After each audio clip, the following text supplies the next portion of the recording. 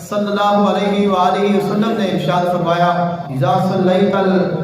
मरअतु खम्सहा व सामत शहरहा व हाफिज़त फरजहा व अताअत ज़ौजहा क़ीला लहा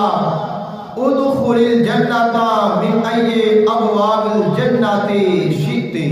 फरमाया वो औरत 5 वक्त नमाज पढ़ती है और माहे रमजान मुबारक में रोजे रखती है और अपनी इज्जत दी, अपनी हुर्मत दी हिफाजत करती है और अपने शौहर दी फरमा बरदारी करती है, तो जदों